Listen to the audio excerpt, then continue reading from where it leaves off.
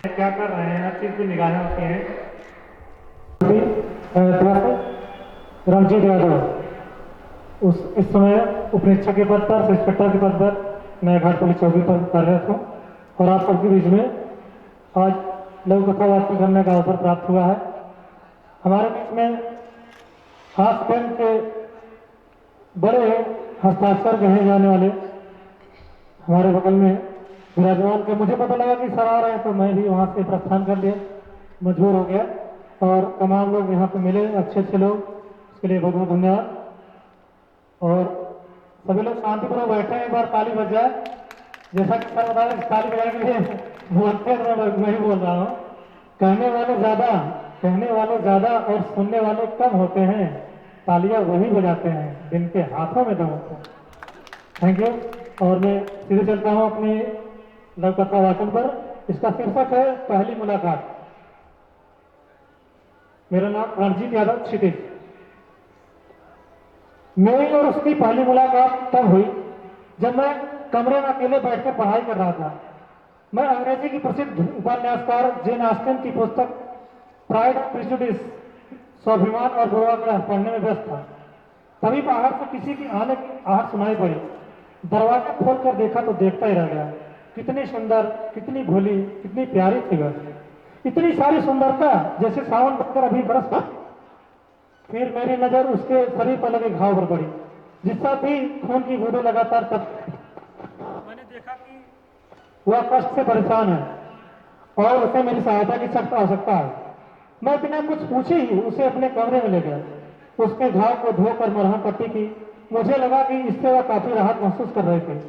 वह मुझे प्यार से ऐसे देख रही थी मानो मैं उसका बरसों बिछड़ा यार आज फिर से मिल रहा हूँ। मैं भी अपने किस्मत पर फूले में समा रहा था। मैंने उसे आराम करने के लिए दूसरे कमरे में छोड़ दिया और उसे खाने पीने का सामान उसके कमरे में रख दिया। पूरी रात मुझे चैन से नींद नहीं आई। मैं उसी के बारे में सोचता रहा, सपना देखता रहा। वही सुंदरता, वही कोमलता और साथ में उसका दर्द भी। सपनों के संसार में मैं पंछियों के साथ आसमान की सैर कर रहा था। सुबह मैं जल्दी उठ गया। सबसे पहले मैं अपने उसके कमरे में गया जहां पर वह सोई थी। मैंने देखा कि वह कुछ खाया पिया नहीं था। उसकी आंखों बेचैनी थी।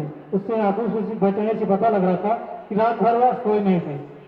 सुबह फिर से मैं उसके लिए भोजन पानी रखकर खुद खाना खाकर कॉलेज चला गया। लेकिन कॉलेज में मेरा मन उतना नहीं लग रहा था जितना लगना चाहिए। अनवश्यकता ने अपनी सारी हदें तोड़ डाली। मुझे बार बार पहली मुलाकात का वही दृश्य याद आ रहा था। मेरी आंखों के सामने चलचित्र की तरह उसकी तस्वीर बार बार उलट उलट रही थी। किसी ने कहा कि प्रेम टेबल लैंप नहीं है। प्लग जोड़ा, स्विच दबाया और रोशनी जल गई। अपनी दोनों हथेलियों को रगड़ करके आग पैदा करनी पड़ती है, तब जाकर प्रेम की खीर पकती है। लेकिन मेरी खीर बिना आग और पानी के बनते नजर आ रही थी।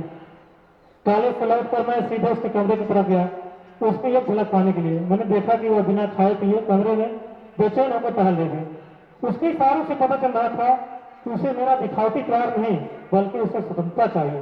वह किसी के अधीन रहकर जीवन जो नहीं जीना चाहती थी। मेरा मन अंदर ही अंदर बोल पड़ा, क्यों? मैं उसकी परेशानी का कारण नहीं समझ पा रहा था। शायद अपने भी। बहुत देर तक सोच विचार करने के बाद मैंने उसे स्वतंत्र करने का निर्णय किया। मैं अपने ही फैसले पर दंग था कि किस प्रकार उसकी याद आने पर मैं अपने दिल को समझाऊंगा।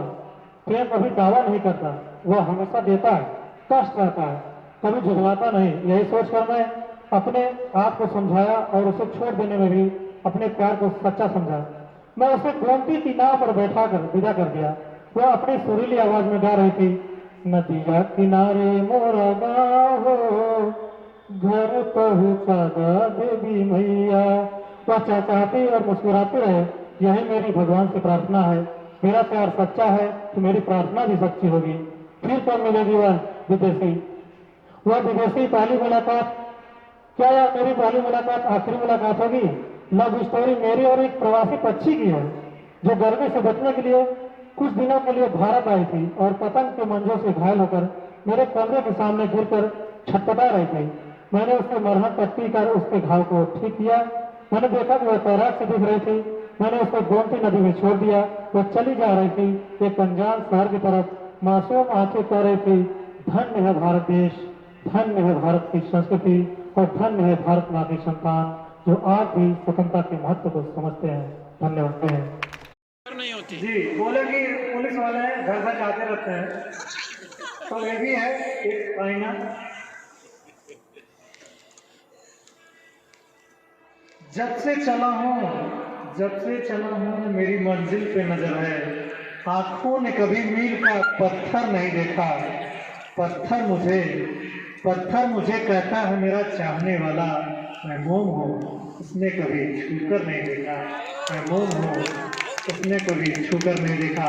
तो पुलिस वालों के पास भी दिल होता है, तो उनके पास वो भी प्यार मोहब्बत करते हैं।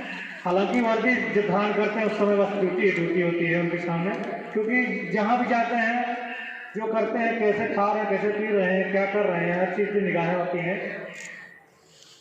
आम व्यक्ति के सामने 2-4 कैमरे लगे होते हैं, लेकिन जो पुलिस वाला वर्दी धारण कर लेता है तो उसके सामने सबकी नजरें कैमरे के समान ही होती हैं। हर व्यक्ति देखता है कि दरोगा साहब सुबह उठते हैं तो चना खाते हैं, क्या खाते हैं, किधर जाते हैं, चाय पीते हैं, नहीं पीते, है ना ऐसी बात। तो हम शुरू करते हैं ज़्यादा समय न लेते हुए। हमारे गीत का शीर्षक है हम तेरे लिए। सभी लोग याद करिएगा अपने तगड़ाई को, कभी न कभी सभी लोग प्यार किए होंगे। आज उसको याद करके चित्र खींचिएगा। सभी लोग जो मंचासीन है, मैं एक छोटा सा कवि आप सबके बीच में, और छोटा सबसे दुलारू होता है तो सबको प्यार देना भी चाहिए। चलिए। हम तेरे लिए सारी कुछ छंद लिखेंगे, तेरे गुलाबी होठों को मकरंद लिखेंगे।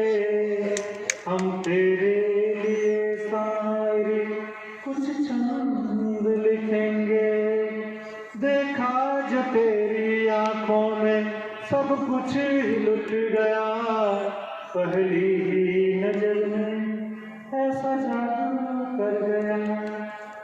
मैं तो पहली ही नजर में ऐसा जादू कर दिया, जाने कहाँ हूँ मैं, दिल ढूंढता है हर पल, न नींद है न चैन है इश्क की हलचल। खुद को तेरी आंखों में नजरबंद लिखेंगे, हम तेरे लिए शायरी कुछ छंद लिखेंगे, तेरे गुलाबी होठों को मकरंद लिखेंगे। प्रेमी की नजर प्रेमिका की